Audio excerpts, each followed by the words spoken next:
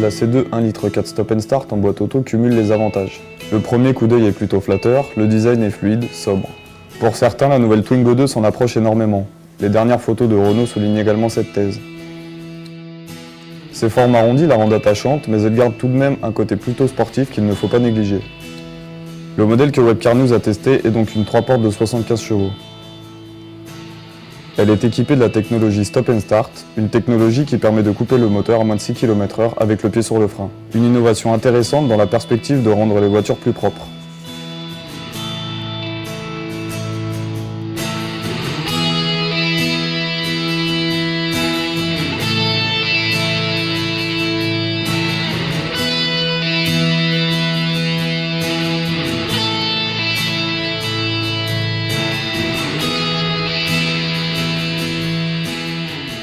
Le coffre est minimaliste, mais on gagne beaucoup d'espace en rabattant les deux sièges arrière.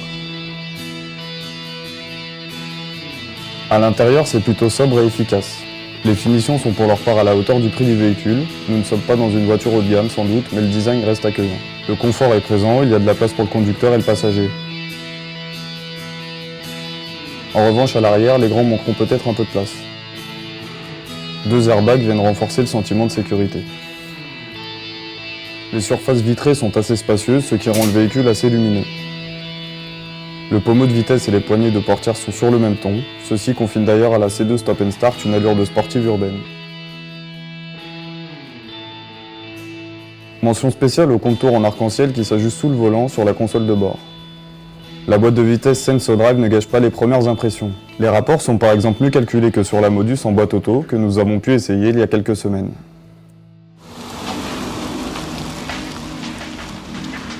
La reprise est bonne et l'on sent que la petite C2, assez vive, est suffisamment équipée pour une conduite urbaine.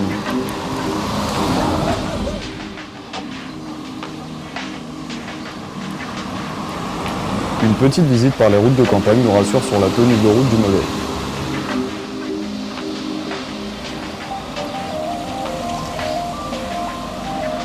Très stable, elle peut compter sur de bons freins, même si ceux-ci sont parfois un peu trop réactifs.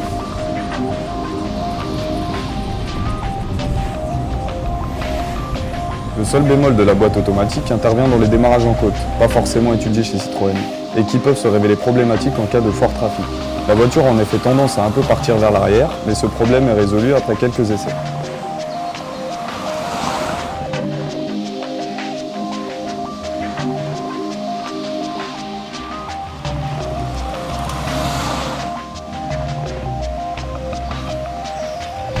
Dans l'ensemble, la C2 Stop and Start a répondu à toutes nos attentes pour ce type de véhicule.